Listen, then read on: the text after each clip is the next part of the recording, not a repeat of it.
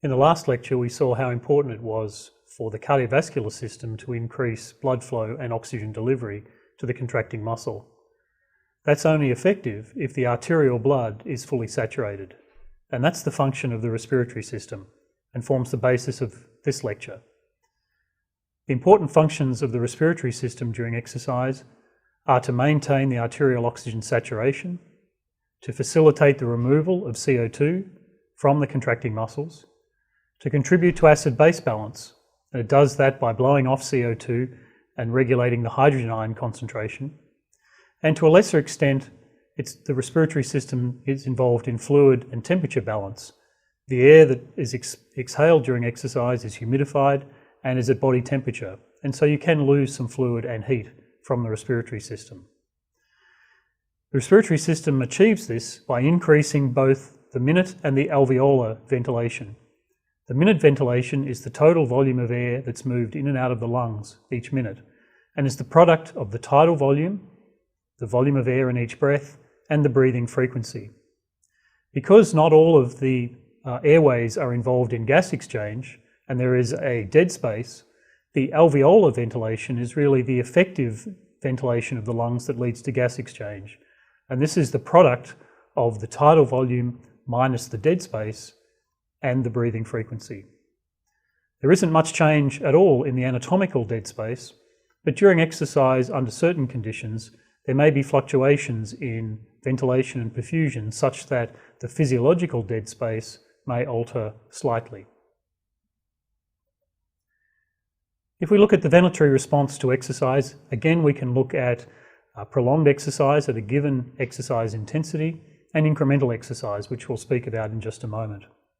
And as you can see, at a given exercise intensity, there's an initial rapid increase in ventilation, followed by a slow upward movement in ventilation, largely due to a slow drift in breathing frequency, similar to the increase in heart rate that we see in the cardiovascular system over time.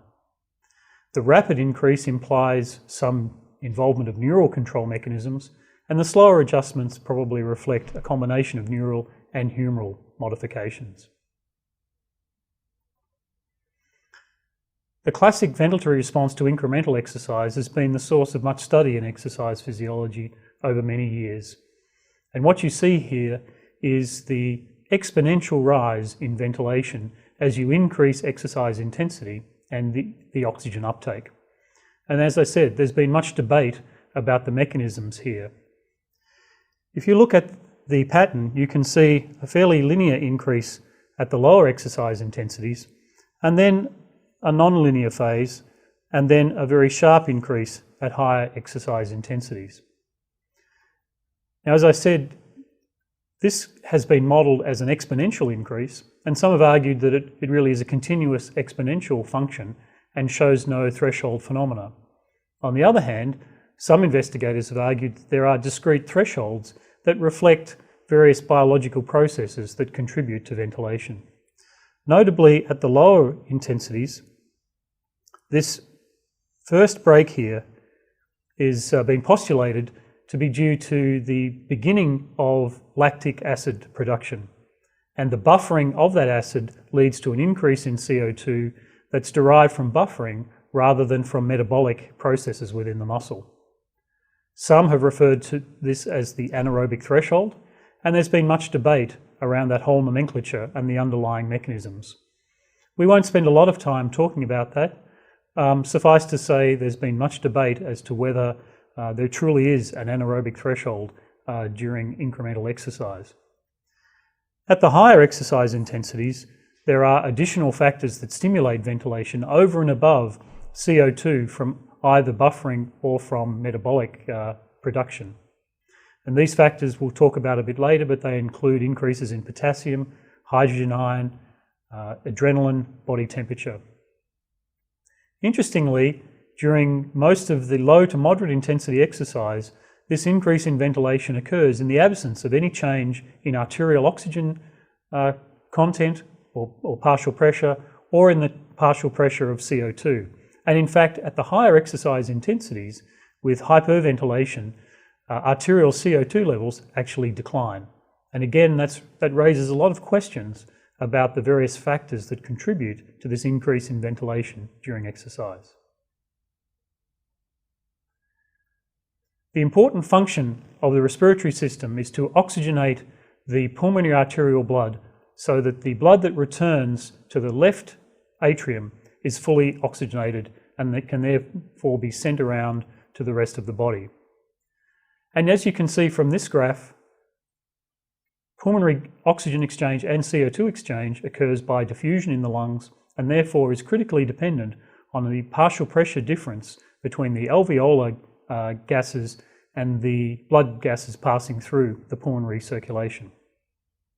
At rest, you can see that the mixed venous PO2 is about 40 millimeters of mercury, and it very rapidly equilibrates as it passes through the lungs up to alveolar oxygen, which is about 100 millimeters of mercury. During exercise, there's an increase in cardiac output and an increase in pulmonary blood flow, which reduces the transit time, but there's a drop in the mixed venous PO2 as the contracting muscles and other active tissues in the body consume oxygen. But you can see over time there's equilibration so that by the time the blood is leaving the lungs, it's fairly much fully oxygenated. Clearly then, if there are challenges to this, either by going to altitude, which would lower the inspired PO2, or if there are further increases in pulmonary blood flow such that the transit time decreases, then there is the risk of incomplete pulmonary gas exchange and some level of arterial desaturation. In most healthy people exercising at sea level, the arterial oxygen saturation and partial pressure is pretty well maintained, which is testimony to the effectiveness of the lungs in ensuring adequate pulmonary gas exchange, particularly in terms of oxygen. There are, however, some exceptions, and this was observed as long ago as the 60s, but systematically studied really from the 80s. And the observation that in some individuals during maximal exercise, approaching the maximal oxygen uptake, they did show some level of arterial desaturation. And you can see there's some variability in this response, with some subjects showing no or only modest arterial desaturation, others showing a greater extent, and some showing quite significant arterial desaturation. The most likely cause of this is thought to be a pulmonary diffusion limitation, largely as a function of a large increase in cardiac output and pulmonary blood flow.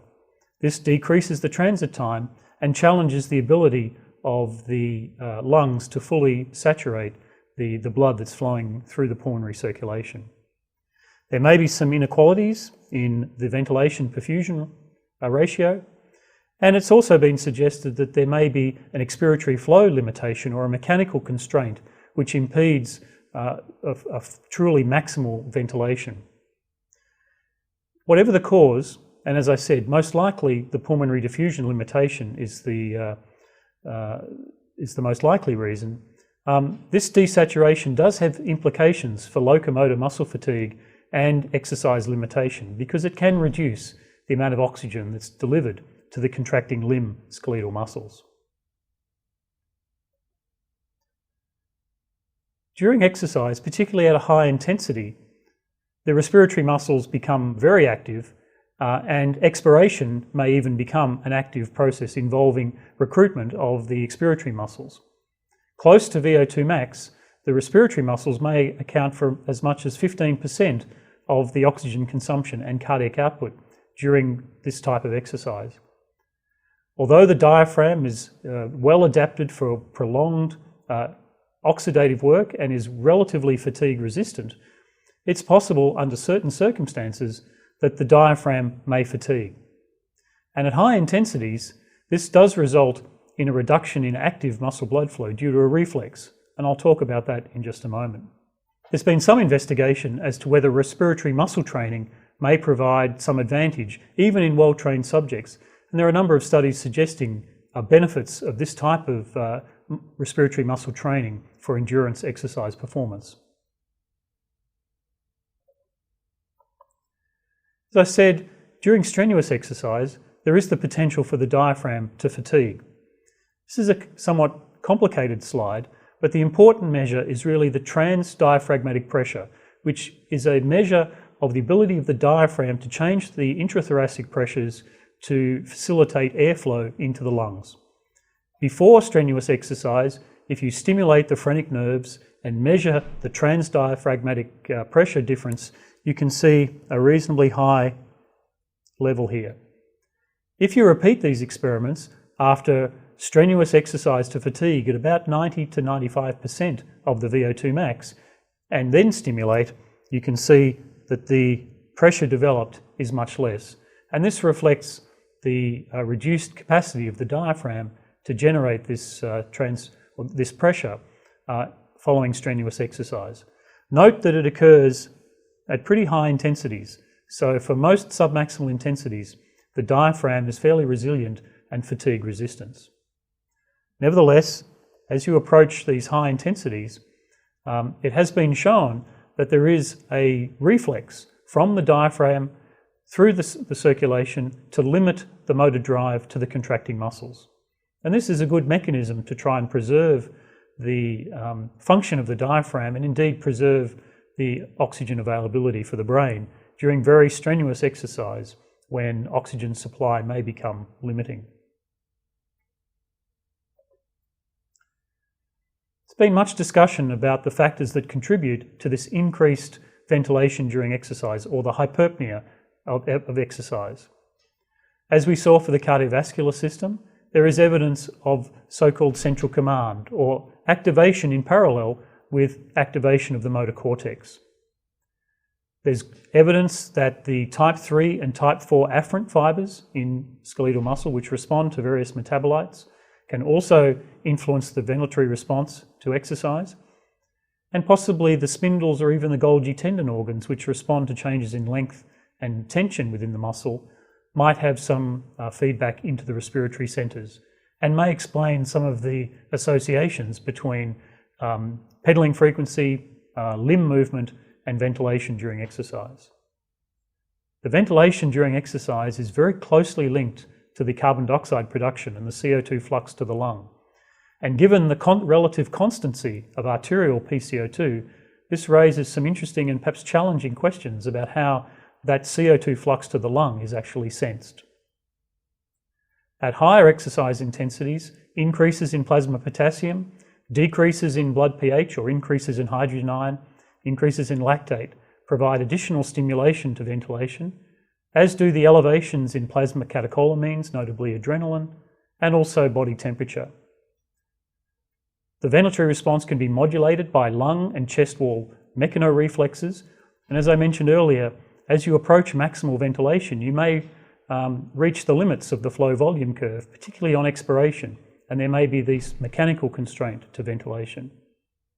And finally, there's no clear evidence of any role for oxygen or hypoxia in regulating the ventilatory response to exercise. If we look at what happens after training, one of the characteristic adaptations to training is a right shift in the ventilation workload or oxygen uptake curve. And you can see that the ventilation curve is shifted to the right after training.